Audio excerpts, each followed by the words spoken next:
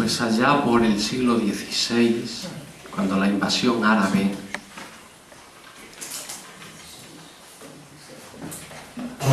los moros, los árabes, cogieron cautivas a dos muchachas y se las llevaron a la frontera, donde entonces estaba la marca de la tierra conquistada por los árabes.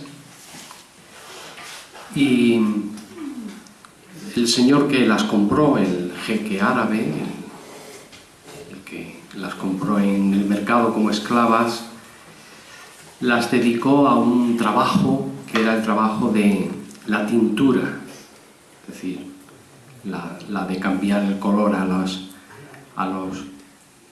ropas y demás, ¿no?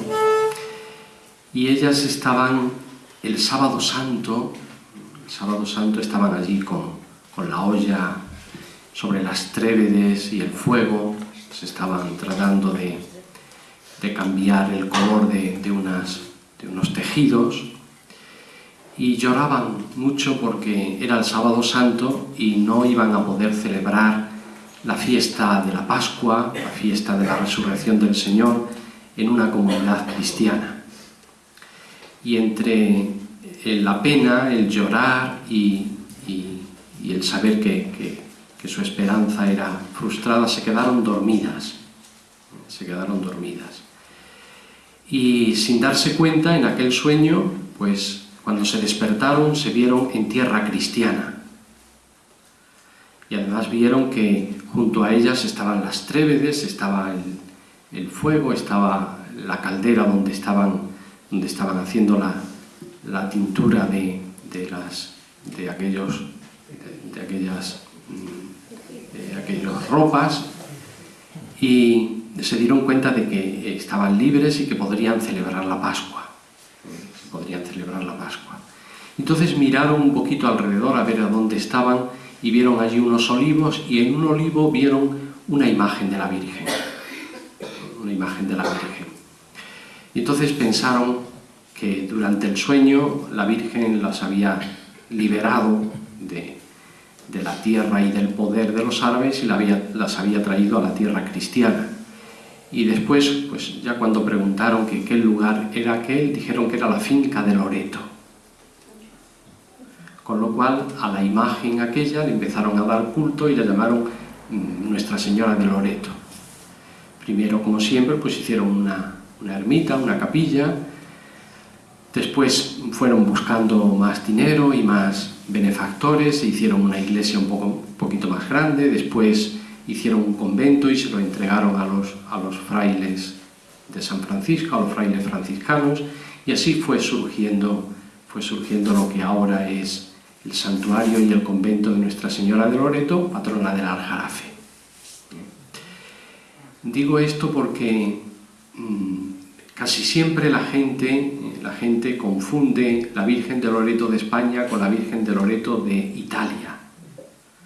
Italia hay un santuario, el santuario de Loreto, que es conocido mundialmente, porque en el santuario de Loreto de Italia se conserva, según la tradición, la casa en la que vivió la Virgen en Éfeso. La casa donde vivió la Virgen en Éfeso. Según la leyenda, según la tradición, cuando la Virgen murió, pues los ángeles cogieron la casa donde ella vivía y la trasladaron a ese lugar de Loreto en Italia. Y entonces, dice, ¿qué relación tiene la Virgen de Loreto de España con la Virgen de Loreto de Italia? Ninguna. El nombre es sencillamente coincidente, pero es porque la Virgen de Loreto de España se apareció o se manifestó liberando a estas esclavas cristianas del poder árabe y las trajo a una finca que se llamaba Loreto. La Virgen de Loreto de Italia, por aquello de que los ángeles por el aire, según la leyenda, transportaron la casa de la Virgen desde Éfeso hasta Italia, es la patrona de la aviación. pero los españoles, que somos especialmente fanfarrones y patrióticos, quisieron también decir, bueno, pues si nosotros tenemos en España una Virgen que se llama de Loreto, ¿por qué no va a ser la patrona de la aviación española? Y entonces, pues también la Virgen de Loreto es la patrona de la aviación española. Ahora, el día 30 comienza una novena multitudinaria allí de la Virgen de Loreto, de todos los pueblos, es grandioso aquello. Y el día 8 de septiembre se celebra la fiesta, como tantas advocaciones de la Virgen. Y cuando sale la Virgen por allí, por el campo, por el viñedo, por donde va atravesando, es una procesión al atardecer muy bonita, pues siempre Tablada, que está allí cerca de Sevilla, que es una base militar aérea, pues manda algunos aeroplanos y tiran flores y pétalos y eso al paso de la Virgen, como recuerdo. A la Virgen también la regalaron una pulsera con un avión colgando, en fin, tiene mucha relación siempre la aviación española con la Virgen de Loreto de allí, de Espartinas. Y esa es un poco la leyenda, es una leyenda muy bonita. La Virgen de Loreto es una imagen muy bonita y después de ella, de su cuello, sale una cadena que llega hasta 2 esclavitas de madera que hay a sus pies, que es el recuerdo de la tradición y de la leyenda de cómo fue su manifestación y su aparición allí en Loreto.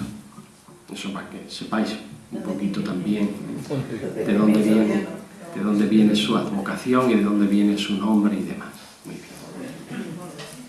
Bien, y ahora vamos a continuar un poquito con este tema que tenemos de ser cristianos en la vida ordinaria, que como esta mañana os decía, son una serie de puntos que yo creo que siempre debemos tener en cuenta, leer, volver a leer, para, no sé, casi siempre los cristianos queremos tener algún escrito, algo que nos diga a nosotros cómo debemos vivir, cómo debemos comportarnos como cristianos, sobre todo en un momento en que el cristianismo está como muy difuminado en la sociedad.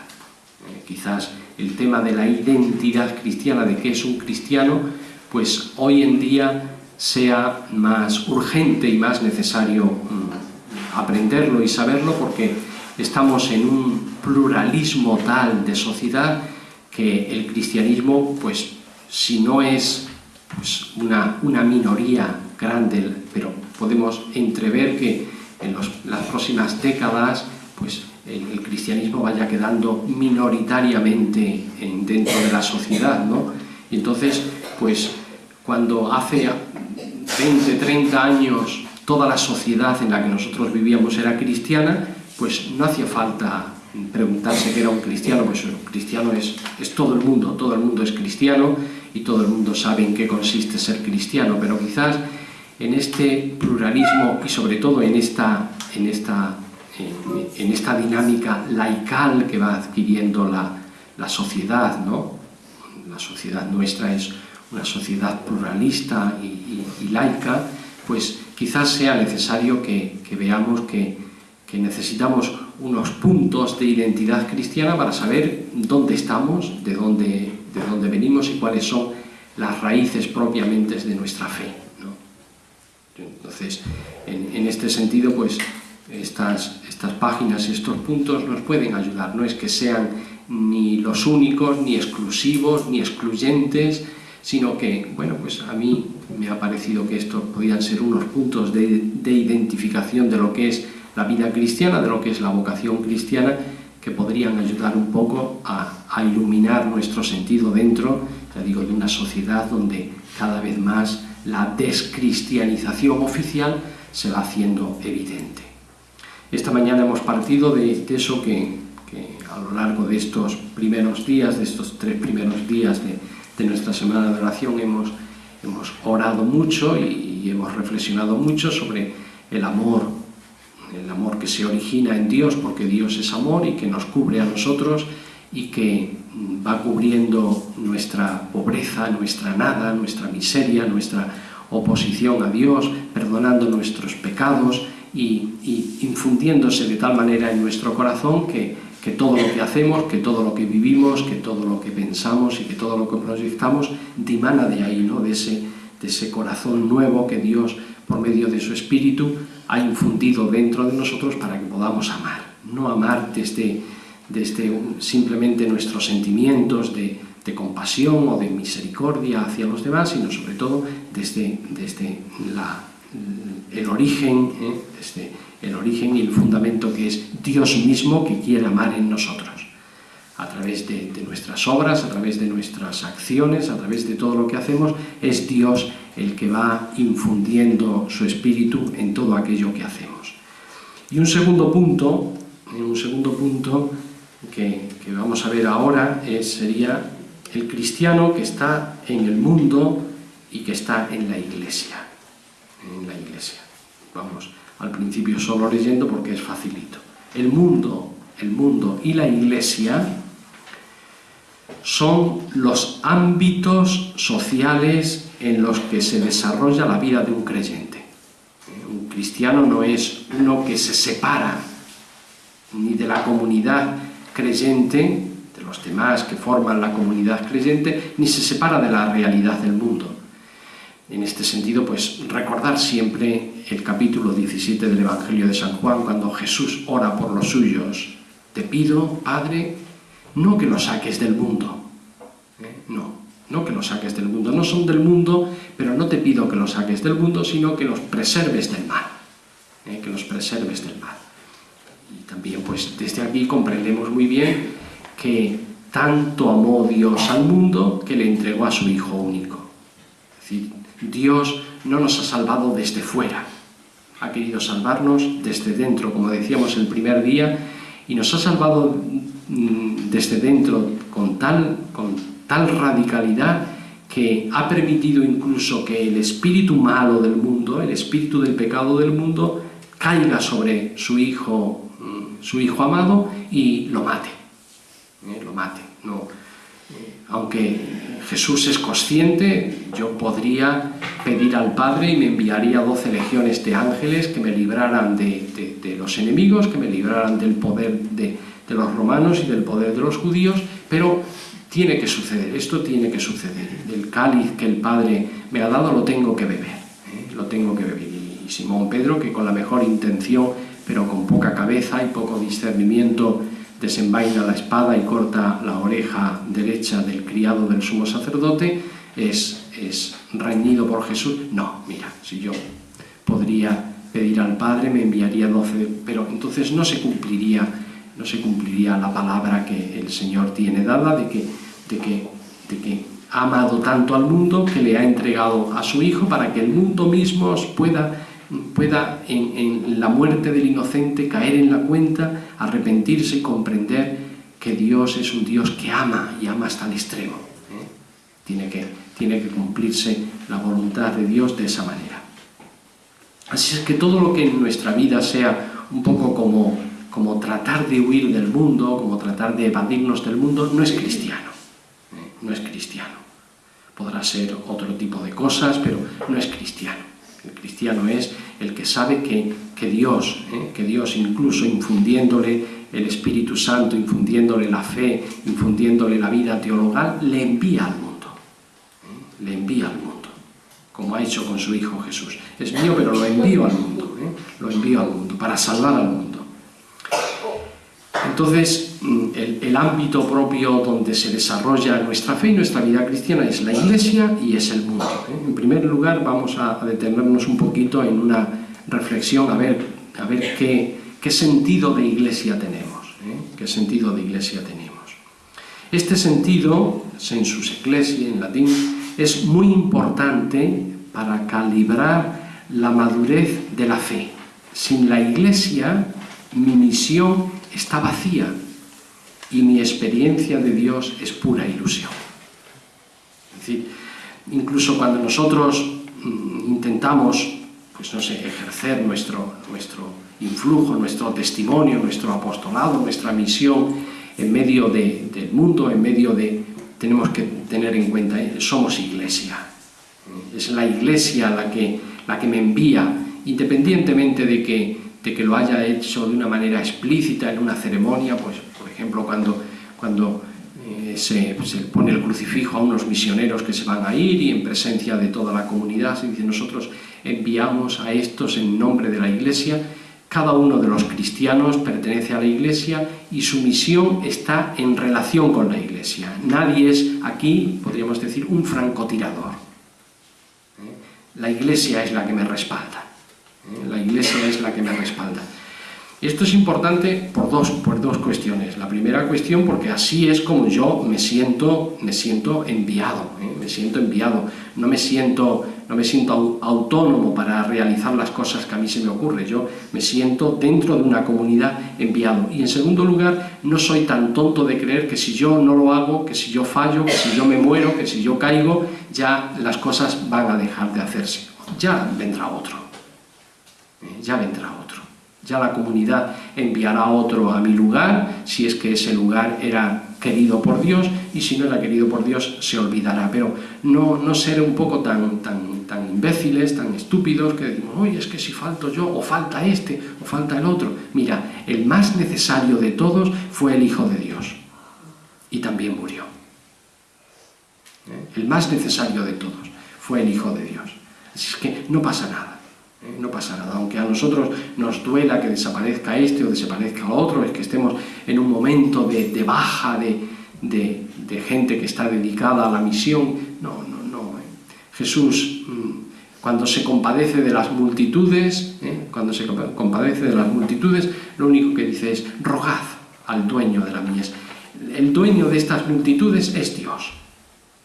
Entonces, realmente, podríamos decir, en un lenguaje coloquial, realmente el problema de la evangelización del mundo es un problema que Dios tiene, porque Él es el que ama al mundo y el que le ama de verdad. Por lo tanto, Él, como ha ocurrido a lo largo de toda la historia de la salvación, se ha ido encargando de dar en cada momento las personas, las instituciones, los medios para hacer evidente que Él quiere salvar al mundo. Porque eso es algo claro, es algo claro. A lo mejor habrá otras cosas que estén más oscuras, pero que Dios quiere que todos los hombres se salven, eso es una revelación explícita. En la carta a Tito, de San Pablo a Tito, ahí aparece. Dios quiere que todos los hombres se salven y que lleguen al conocimiento de la verdad. Ese es el querer de Dios. Otro tipo de cosas, pues siempre le tendremos que decir a Dios: Señor, haz esto o haz lo otro, si tú quieres, si es tu voluntad. Si es tu voluntad. Pero cuando nosotros pedimos que el mundo se salve, que todos los hombres se salven, no le tenemos que decir si es tu voluntad, porque Él ha manifestado, ha revelado que es su voluntad, que todos los hombres se salven y que todos lleguen al conocimiento de la verdad. Así es que examino mi fe en la Iglesia. Es uno de los datos que como trabajo y como reflexión tenemos que hacer hoy o cuando volvamos otra vez sobre estos pequeños apuntes. Examino mi fe en la Iglesia. Posiblemente, digo ahí, tengo muchas razones para separarme de ella. A lo mejor tengo muchas razones para decir: uy, es que esta Iglesia que no me gusta, no me gusta. Pero comprendo también que yo no soy mejor que los demás. No soy mejor que mis hermanos. Esto lo hemos visto en el primer día, cuando hemos tratado de conocernos a nosotros mismos en el mal que hay en nosotros. Así es que cuando tantas veces, como hoy suele ocurrir, es que la Iglesia pues muchas veces a nosotros no solamente nos duele, sino que nos sirve un poco también como de crítica, Es verdad, pues en mi parroquia existe esto, existe lo otro, o no me gusta el sacerdote, o no me gustan los catequistas, o no me gusta el que limpia los bancos o el que reparte la comunión. No me gusta, pero desde la conciencia de que yo no soy mejor que nadie, desde esa conciencia yo puedo decir: pues es verdad, yo estoy en una Iglesia que está formada por pecadores que todos han tenido la felicidad, la suerte de saber que Jesús, el Hijo de Dios, ha muerto por ellos. Y esa es la Iglesia de Dios. Es la Iglesia de los pecadores, purificada, santificada, redimida y salvada por Jesucristo. Allí en la Iglesia normalmente no venimos a exaltar a nadie, nos reunimos para exaltar a Jesús, para decir que Jesús ha muerto por nosotros. En este sentido es muy bonito lo que un pensador también, un pensador creyente, Kierkegaard, un filósofo danés, dice: Dios hizo al héroe y al poeta. Dios creó al héroe y al poeta. Y entonces dice, el héroe es el que hace grandes hazañas, el poeta es el que canta las hazañas del héroe. Y en el cristianismo esto es lo que ha ocurrido. Tenemos un héroe. ¿Quién es el héroe? Jesús, el que ha muerto por nosotros, el que ha luchado por nosotros contra el mal y le ha vencido. Y ahora todos nosotros somos cantores de ese héroe. Somos los poetas de ese héroe. Siempre estamos diciendo lo mismo. Jesús, Jesús. Somos exactamente el dedo de Juan Bautista que señala al Cordero de Dios. Ese es el que quita el pecado del mundo. Y es muy bonito porque Juan Bautista tiene unos discípulos allí que le quieren, que le admiran a Juan Bautista, y cuando ve pasar a Jesús dice: ese es el Cordero de Dios, ese es de quien yo dije que detrás de mí viene uno que es más fuerte que yo, a quien yo no merezco desatarle las sandalias. Ese es el que bautiza con Espíritu Santo y fuego. Y cuando los discípulos oyen a Juan Bautista hablar, se van con Jesús. Y Juan Bautista dice: es que él tiene que crecer y yo menguar. Qué concepción, ¿verdad?, del cristianismo tan bonita y tan real, porque muchas veces a nosotros se nos va un poquito la cuestión de la Iglesia y pensar: es que este fulanito, menganito, el otro, el de más allá. No, solo Jesús. Cantar y exaltar solo a Jesús, porque es el único que ha muerto por mí. Es el que ha dado su sangre, hasta la última gota de su sangre la ha dado por mí, es el que me ha redimido. Por lo tanto, yo ahora, cuando incluso me dicen: es que tú cómo eres, o cómo es el cura, o cómo es el fraile, o cómo es la monja, o cómo es... sí, pero no, nosotros no tenemos...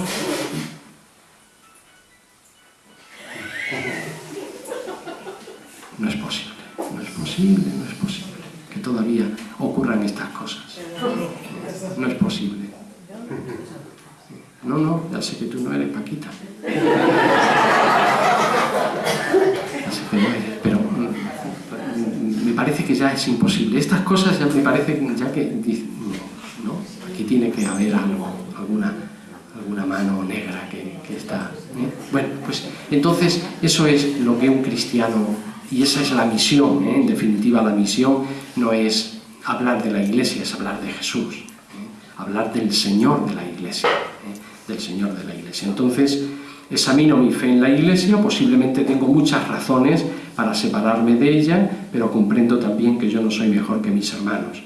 Además de la Iglesia, recibo mucho más de lo que yo doy y tengo. De la Iglesia recibo a Jesús, de la Iglesia recibo la doctrina, de la Iglesia recibo la palabra de Dios, de la Iglesia recibo los sacramentos, de la Iglesia recibo toda una tradición, de la Iglesia recibo la intercesión de los santos. Es de la Iglesia de quien lo recibo todo, ¿no? Mucho más de lo que yo le doy. Yo le puedo dar, pues, unas migajas, un poquito de mi tiempo, pero la gran tradición de toda la Iglesia es la que a mí me enriquece y me bendice y me llena con una riqueza que yo a mí mismo no podría darme.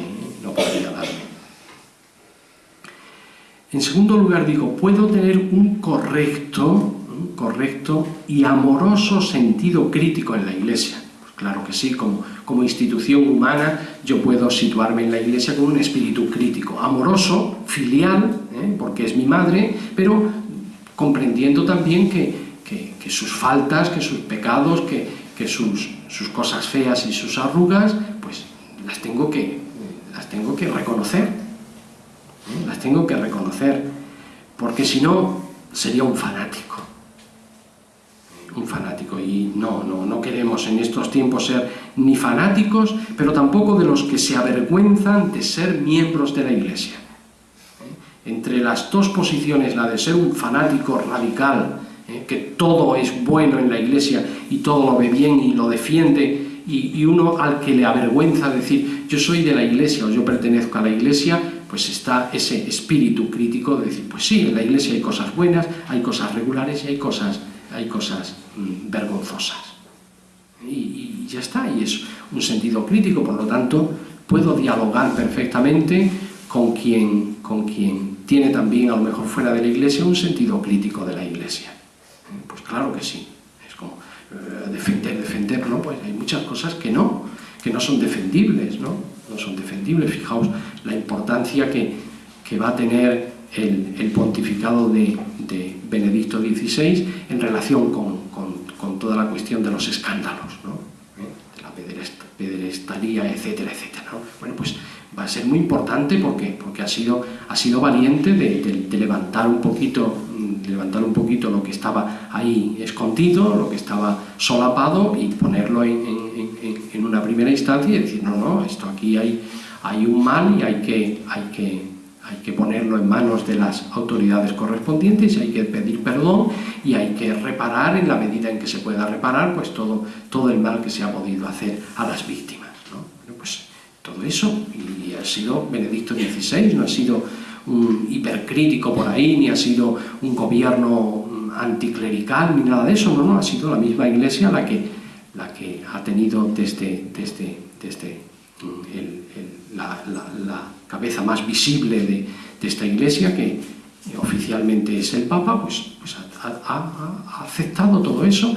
Y quien dice en ese aspecto, pues en otros muchos aspectos, a mayor escala, a menor escala, pues tenemos que decir, pues sí, es verdad, y sentir de alguna manera la humillación necesaria para decir, no, hombre, la Iglesia también, compuesta por hombres y mujeres de carne y hueso, tiene cosas deplorables. Entonces, ni fanáticos, ni tampoco ser uno que se avergüenza de ser miembro de esta vieja institución.